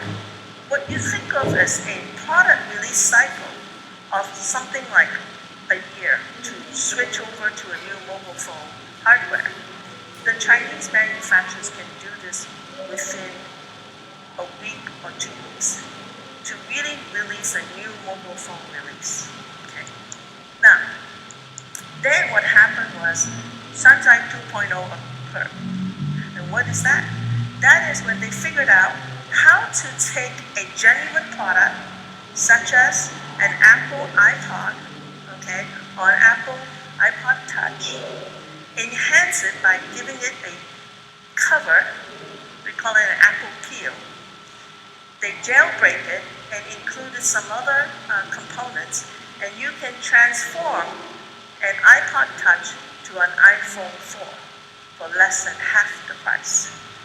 And so that started China into an ecosystem of building on top of legitimate products, doing product extensions. All right? So out came a whole bunch of these companies that did extension products. Okay. And now it starts. You've heard of Xiaomi. How many of you heard of Xiaomi? Right? It's a major mobile phone manufacturer from China, very successful. But you may not know that Xiaomi started out being a Shanghai company. In fact, their first product was actually software. They created a layer of software that allowed your Android phone to behave like an iPhone. Then they switched into doing hardware. Their first product was the Redmi, which sold out in 4.5 seconds. Okay. So this is a picture I picked up a long time ago when the CEO Lei Jun was just starting out with Xiaomi to release the first set of mobile phones that he manufactured. Okay. And you can see that to the point of even the launch of the product, wearing the black top and the blue jeans and the way to launch the mobile phone was actually taking after the Apple Steve Jobs program. Okay, so quite interesting. And today, of course, Xiaomi is a very, very successful smartphone manufacturer, branching off into many smart home devices. What's my point here? My point is that even from the fast copying imitation, you can actually build up a different kind of ecosystem as one that's based on bench science, R&D. All right? And that works for China.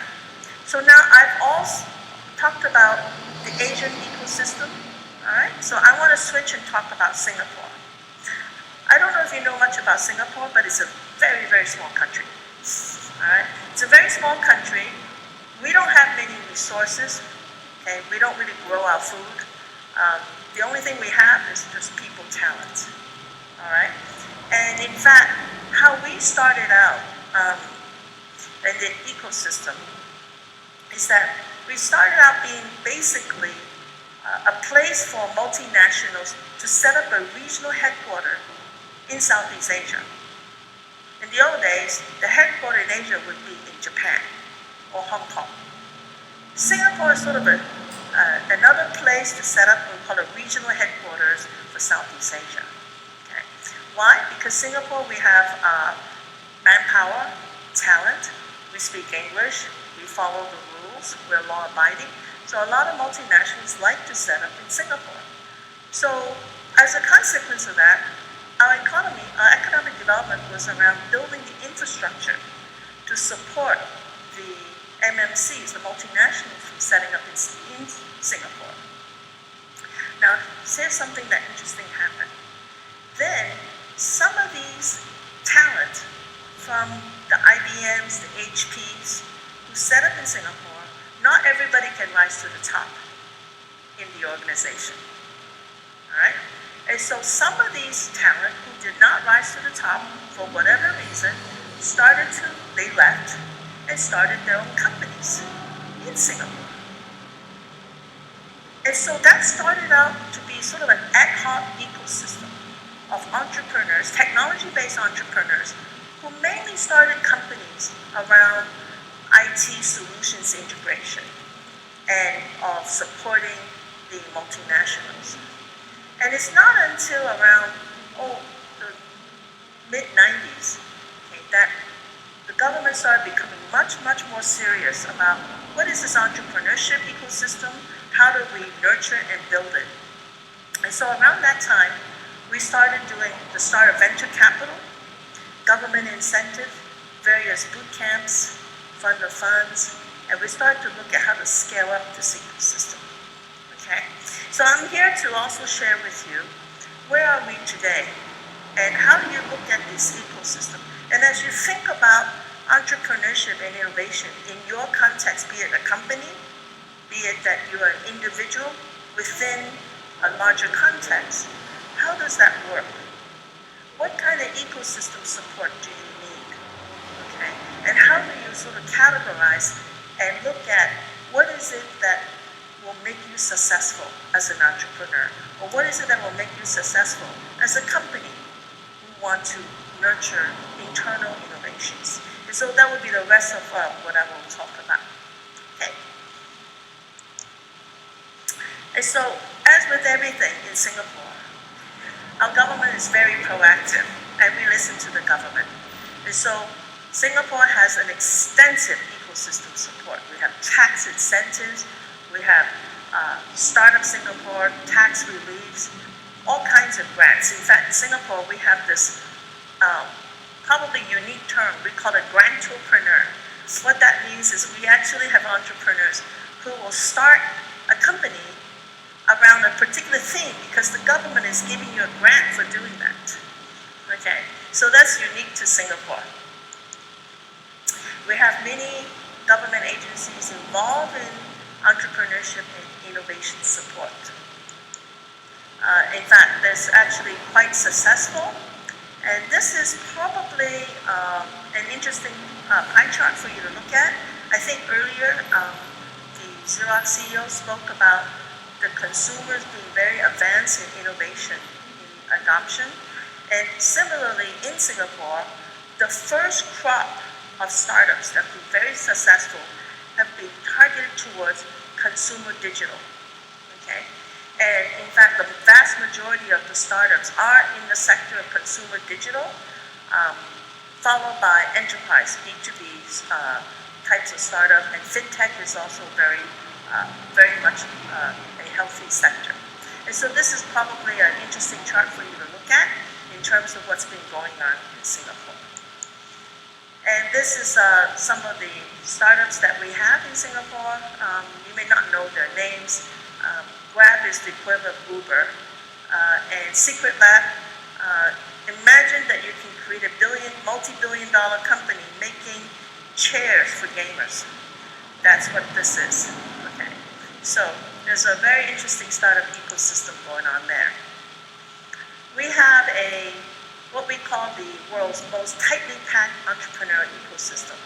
We have over 1,000 startups, accelerators, and venture capitalists concentrated in a very small area. Okay. We've been actually doing quite okay. I just picked up this graph from Visual Capitalist. It's based on the 2023 Global Innovation Index, all right, published, showing that Singapore is the first in innovation in Asia. So if you're interested, you can take a look at the Visual Capitalist. So we've been doing okay in terms of innovation, and we hope to continue doing that, encouraging entrepreneurship. So now before I will pass on the time to my co-speaker, I want to give you some context on how to look at an ecosystem. All right. It turns out if you look at the Singapore way of looking at an ecosystem, it's probably no different than how most ecosystems start off, which is you start off by being an opportunist. Okay. So it turns out I went and did search, and no one's really come up with a model of how you look at ecosystem and how to categorize it. So what I did was I took Robert Wolkoff's work on corporate innovation and adapted it. So if you look at the x-axis, you'll see this is an ecosystem where who owns the equity or the proportion of the equity for the innovation project. Is it the innovation champion, i.e. the entrepreneur, or is it whoever provides the resource? And on the y-axis, you look at the level of resource support. Is it dedicated or is it ad hoc? All right? So everybody, in every context, be it a country or in a company, you start off being an opportunist. You don't have any kind of specific support. And in the ecosystem, if there's no specific support, obviously the innovation champion owns the equity of the innovation. And there's some pros and cons of each. There's no specific support. And what we've done in Singapore so far that can be quite interesting is that we've integrated an ecosystem that involves not only the research labs and the Institute of Higher Learning's, our university's research, but also we integrated it with the startups and also large corporates. So we're trying to build an ecosystem that includes these players from all three components to co-create and very vibrant ecosystem. As an example, I mentioned that Singapore, we always listen to the government. Okay, so now Singapore government has a new initiative called 2030. We need to have 30% of our protein from homegrown foods. Okay, that's our new initiative. So all of a sudden, we now have a lot of focus on food entrepreneurship and food innovation. Okay, and so Asia right now is becoming a growing pie of sustainable food opportunities. I'm leading you to the Cargill speaker now, switching to talk about food innovation. If you look at the numbers, it's actually an impressive market opportunity. And I don't know if you know this, but Singapore, we are the first country to approve the sale of lab-grown meat. All right? And in fact, we now have a lot of research grants for looking at sustainable food production and also lab-grown meats and beef and also milk, right?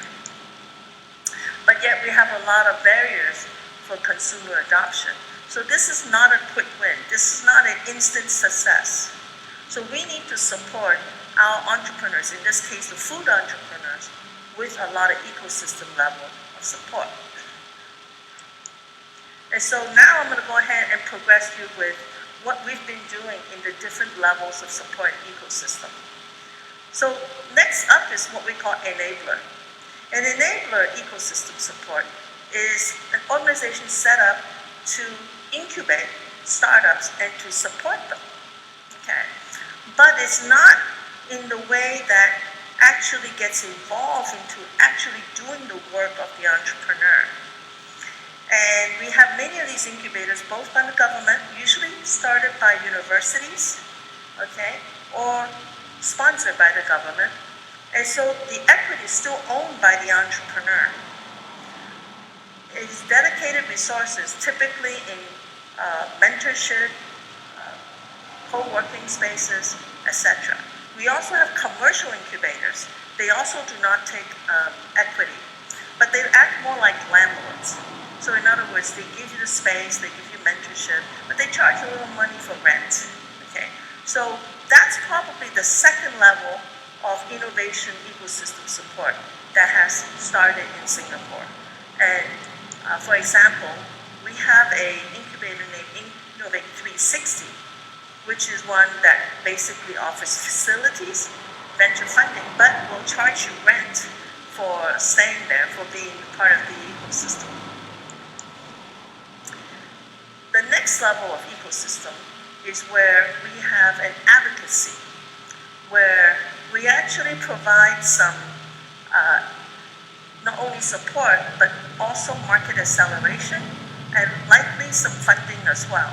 So here we're starting to see incubators, accelerators taking a portion of the equity and being much more involved in the operations of the startup.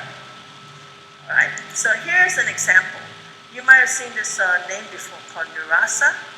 So Nurasa is actually an incubator, but it's a wholly owned company of Temasek. Now, I don't know if you heard of Temasek, but it is the Singapore government's sovereign fund. So it is a wholly owned subsidiary started to push some of the initiatives in the innovation ecosystem. Recall I mentioned one of our major initiatives is the 2030 food initiative in Singapore. So Nurasa was started by the government to operate as though it's a commercial accelerator, but it does the following. It works with the research partners, in this case the Singapore Institute of Food and Biotechnology, okay, to look at how to commercialize technology around sustainable food. Okay, so there's a very large food-grade facility at the center of our ecosystem. We have food process engineering, mini lab space, and scalability support. Now, Nurasa does take some equity from the startups they nurture. So this is now moving into much more involved in the ecosystem of directing the directions of the startups. And finally, I want to talk about producer. That's probably the most involved in terms of ecosystem support, where not only do you provide very dedicated resource support, but you also are involved in building the actual venture. You're actually directing it, you're actually championing and recruiting talent to actually build up the innovation project. And of course, you take a lot of equity as part of that. We call that the producer or the venture builder. Okay? And with that, I want to pause here and introduce my next guest speaker.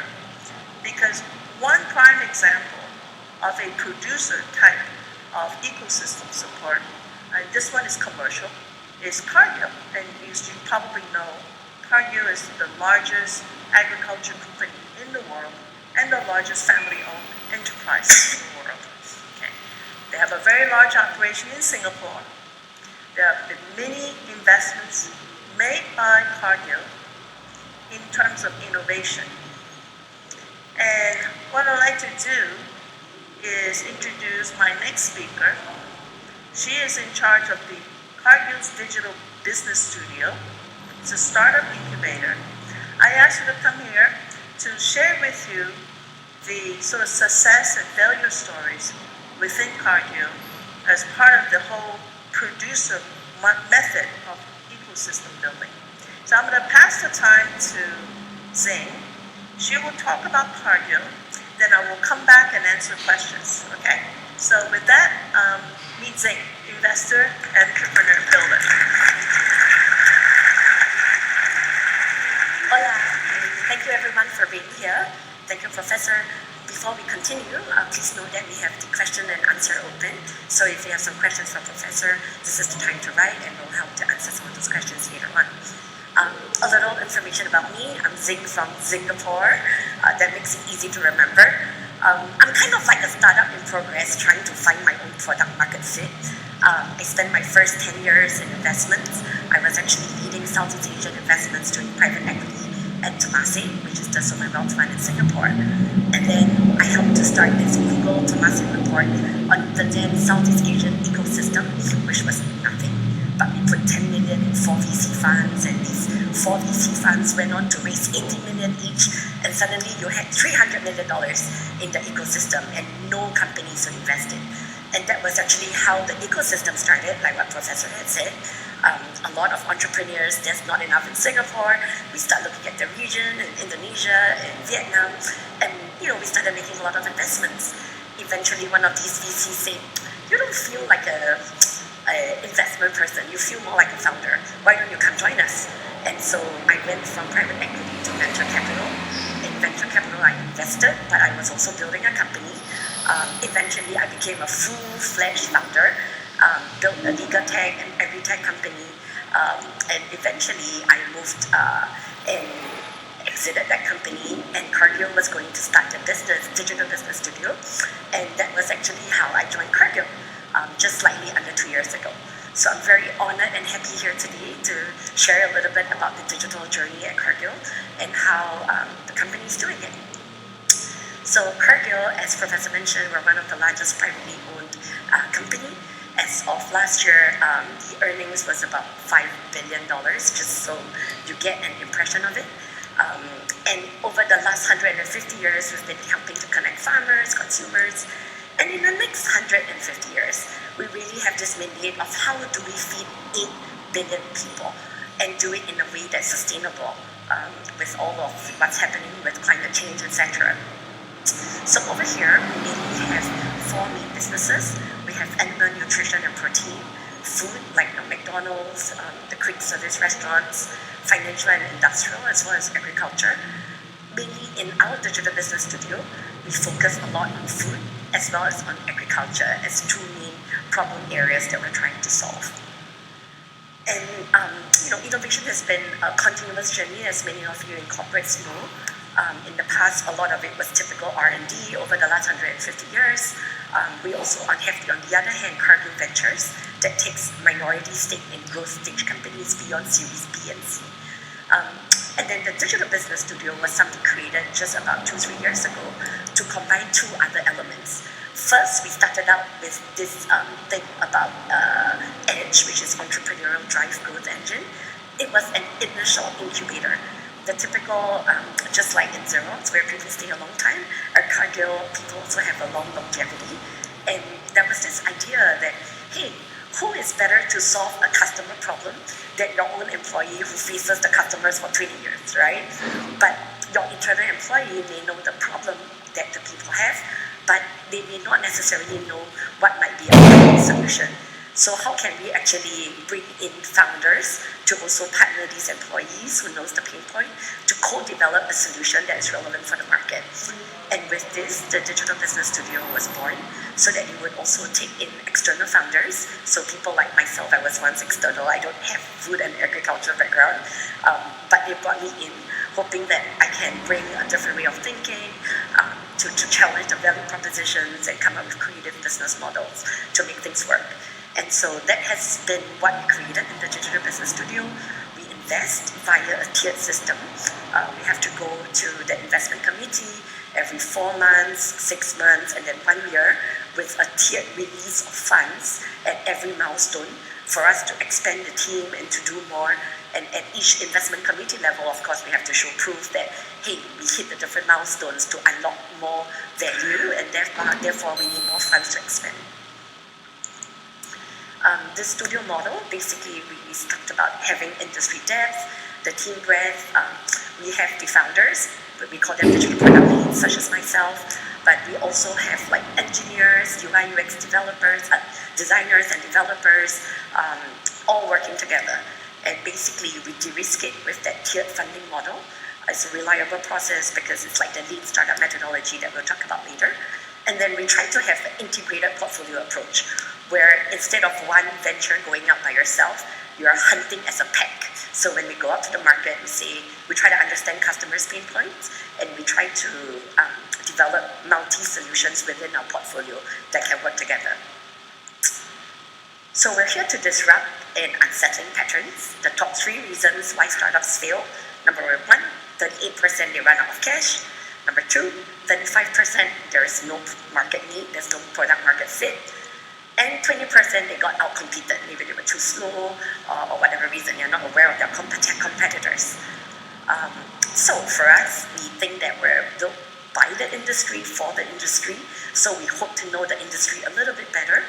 And basically what we're trying to do is to put together our corporate resources to also look at the market needs. Because, sometimes it's hard for individual startups to get access to farms and farmers and different language and different markets, but we have the local access to actually help enable this. So what we do, there's this design thinking process, right? Lots of ideas, it's easy to come up with ideas, but what really gets you there is actually the execution. So what we do is we try to build as early as we can, just early prototypes, maybe they are falling apart, but at least we're testing. We try to validate, come up with an Excel spreadsheet of 10 hypotheses you want to test, and we really measure it. Is this yes or no, yes or no, yes or no? And eventually, we are trying to de-risk the technical risk until the end. It's a very agile method. So it's like a corporate running like a startup. We have daily stand-ups, weekly start meetings. They really stand out, so that you are keeping things going, and it's like 5 minutes, very fast. And basically at each stage, you reduce it. We come up with the experiments we want to test. We ideate, we validate. We decide, okay, this is not working. How do we pivot? So it's a continuous learning within the group, as well as testing with the prototypes out in the field with our customers and getting their feedback on what works and what doesn't work for them. And then, of course, we talked about the metered funding. The money that they give us increase a little bit more as the risk decrease.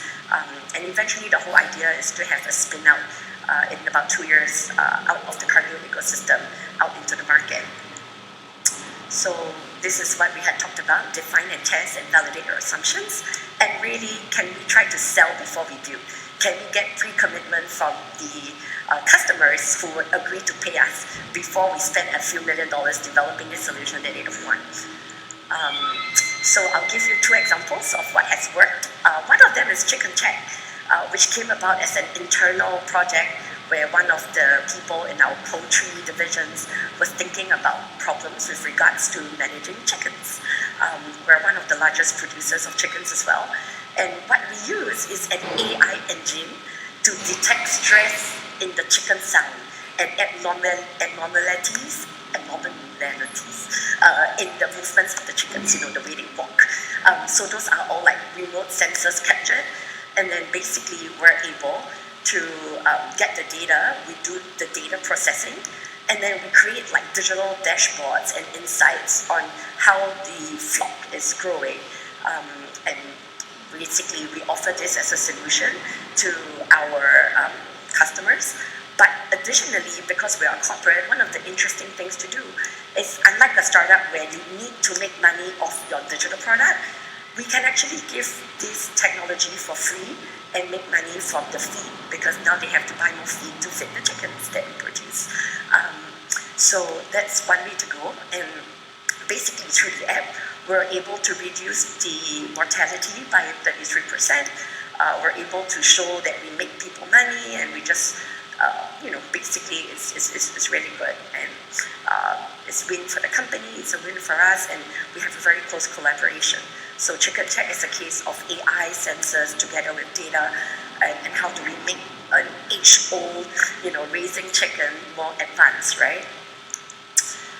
Another one that is a success is actually Check. Check is a smart food locker system. It won a Consumer Innovation Award in the US, and basically in Cargill we also have a food business that we sell to McDonald's, Pizza Hut, KFC, etc. And so basically for Check, it was a food locker system that you would put in big baseball stadiums, like the Dodgers game and things like that in the US. You have 100,000 people coming. You don't want everybody to be queuing up at the hot dog stand.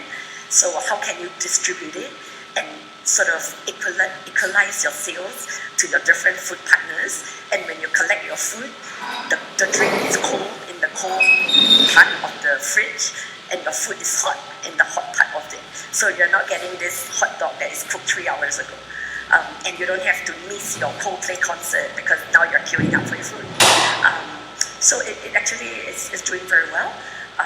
Interestingly, now we'll talk about the part that is not doing so well, which is the fact that, with Aquatic, this is an e-fishery kind of startup, similar to Check. What people didn't anticipate was this is actually an IoT device where you could monitor your feed in shrimp, and basically it's a shrimp software, iOS, IoT. Now, as you can see on the right, there is a software and a hardware. So similar to Check, Check is a locker system, which is hardware. When you think digital, you're thinking software, right? Mobile, code, you're not thinking hardware. But interestingly, in a lot of, in agriculture and in Southeast Asia, you don't just go completely to tech. You need enabling systems. And one of those things, sometimes it could be hardware to collect the data. And so that's actually one of the challenges and the downside of this, because I think organizationally, you have to, as we as a digital department sort of come up with innovation, sometimes we need enabling technologies like hardware. But as you would know, your cost of all these capex is very high when it comes to hardware. And so if you're asking for organizational support for hardware, they're like, hey, but you're supposed to be software. We are not in the business of producing hardware, right? So there's a lot of questions about how do you morph the business model? Do you partner? Do we not do this? So these are, some of the challenges that comes with navigating business models that comes as a result of digital innovation.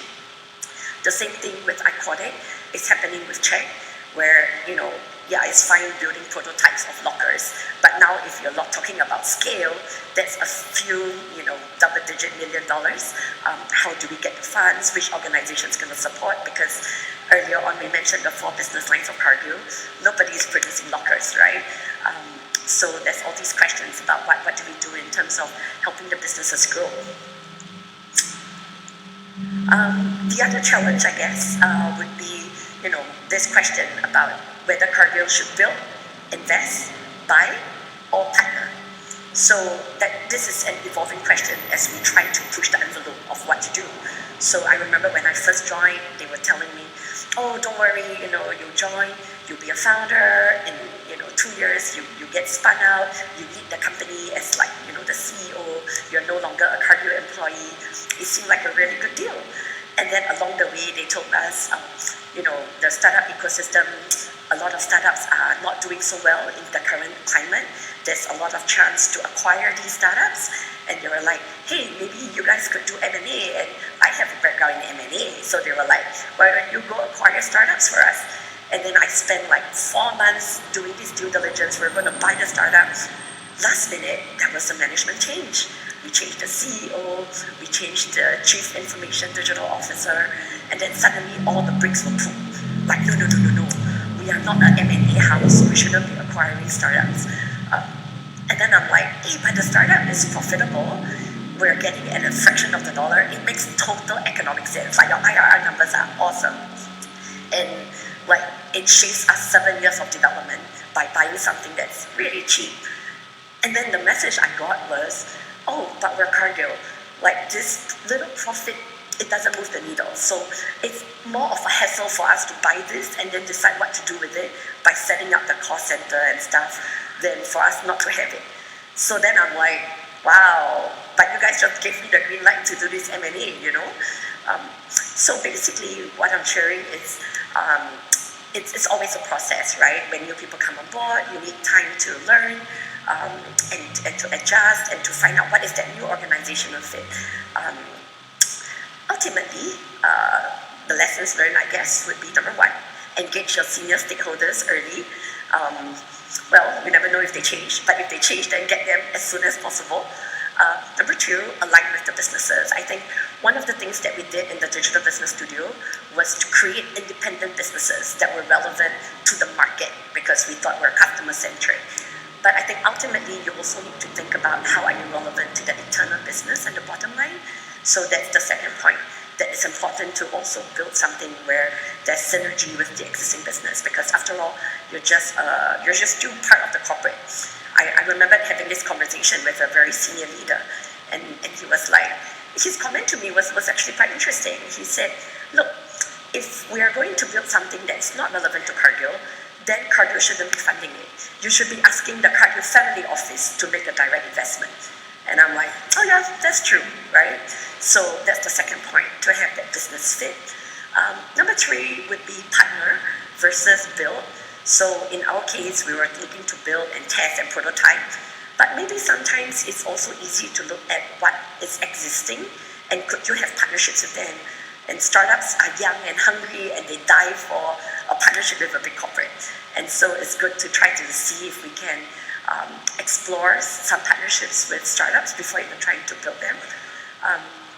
The fourth would be the corporate advantage, which I mentioned earlier, blended monetization, where the startup itself may not necessarily need to be the one that makes the money, because the mother parent company can make the money by selling other physical products instead of just the digital SaaS kind of subscription.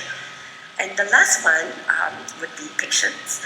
I think in agriculture and food, we're very patient. It's like a dinosaur taking a long time to change. But change and adoption, it takes time. And again, it's like what Steve had mentioned earlier, spending time with people internally, externally, on the ground. It really helps because change and transformation is an ongoing process. So with that, I've sort of wrapped up my part of it. That's my LinkedIn, and we'll open the grounds for Q&A. Thank you all. All right. Thank you. I know we kind of went very fast on the content, but a lot of the information will be available to you in soft copy form. And let me try to summarize the takeaways from the 2 respective presentations. The first being Singapore has nothing to start. It's a small country, actually forced into nationhood, actually by a mistake. About close to 60 years ago, Malaysia kicked out Singapore. Okay, and so Singapore started as a fishing village with there's a small landmass, no natural resources, got kicked out of the Malaya. So with nothing, with disadvantages, our founding father, Lee Kuan Yew, looked around and said, what is there in Singapore to build a nation with? And amazingly, 60 some years later, we all have the same answer. That is talent. All the country had was people, manpower. So the entire country is around how do we make best use of the manpower of talent. So it's at a country level. All right. So many of the policies is around how do we maximize the output of our manpower, modern word being talent. Okay. And so that's why you're starting to see recently, in the last 2 or 3 decades, this emphasis on innovation and entrepreneurship, because it's going to be one of the biggest growth engines to economies around and to companies. So that's the first takeaway.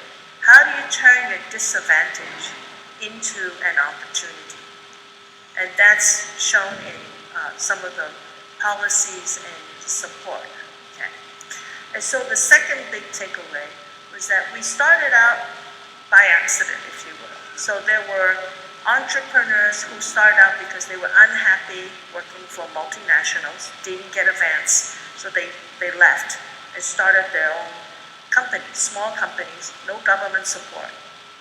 And then in parallel, we were trying to commercialize technology out of the research labs. So those two were going in parallel, did not touch each other. So the individual entrepreneurs started out with just themselves providing services. The IHLs, universities, had deep tech innovation, but of course the researchers didn't want to leave the comfort of the university. So in the meantime, we're trying to encourage the researchers to leave. In the meantime, we have entrepreneurs who had no intellectual property. It's just themselves and their knowledge. All right. And out of that, we've now developed to try to integrate getting startups and the universities to come together, and now most recently, we're getting corporates involved in innovation and entrepreneurship to be part of this three parts of the pie integrated ecosystem. And so that's the second big takeaway from today's talk. And the third being that I invited Zing from Cargill to share the successes and the failures from the corporate entrepreneurship, corporate builder point of view. And you can see the innovation is not easy. It requires a lot of persistence, a lot of talent, and most importantly, ecosystem support. You really can't do this as a lone entrepreneur. The previous speakers were absolutely correct. There's no such thing as a lone hero going out there to create, some. I know that's what the press writes about Elon Musk and all that, but I think that's a very Six Sigma example. The vast majority of innovations and entrepreneurship comes from a team supported by an ecosystem within the context of either a country or a company or a university. Okay. With that, we have some questions. Okay. How easy is it for young talent from Europe to find a job or establish a business in Singapore? Can't answer the part about finding a job, but it's easy for entrepreneurs to get started in Singapore, I can tell you that. We even have an entrepreneurship pass. That means if you are an entrepreneur, you can come into Singapore and start a business, and there'll be an automatic visa issued to you for 1 year. If you believe the current number is $50,000, if you bring in $50,000 of capital to invest in your business, you can have an entrepreneurship pass for 1 year, which is subject to renewable. Okay. Which is different, by the way. By the way, I'm not here to represent the Singapore government, so I'm not selling. I'm just saying, which is different than the investor pass, which requires you to invest $20 million to get. Which one is less expensive? You figure it out. I think you can do the math. Okay, second question. Can you tell us more about the livestock wearables? That's for you, my dear. I don't know much about livestock wearables, so that's yours. So livestock wearables, one of them for measuring like methane reduction, they actually wear this mask on cows. It looks very funny. It's like a COVID mask, but it's metal. And basically, they put it, and because basically I think about like 60% of methane from a cow is from burping for stomachs, right? So burps a lot, and basically it converts. It's like a catalytic converter for a car that would then convert that into just normal water and whatever it converts into. But basically, it reduces the emission. That's an example of one wearable. The second is sometimes the tagging on the animals, depending on whether it's a swine or just now we talked about the chickens. They have sensors, so that can measure things like how the movements, are they eating well, are they walking, are they free range, are they getting good exercise, and then basically it tags them like a RFID tag as they pass through the weighing scales and stuff. You can tag the animal to see. This is almost like it is in fact like precision nutrition for the animal. So that's also one thing that we do. Yeah, so these are just some examples of what wearable technologies for animals look like. Lots of questions here. Am I getting hooked away to leave? Because if not, I'll answer maybe a couple more. No? Okay. I think I'm told to leave. So I'm gonna. Anyway, I want to thank Iese and also all of you for being patient with us. Thank you so much. I really enjoyed being here. Thank you so much.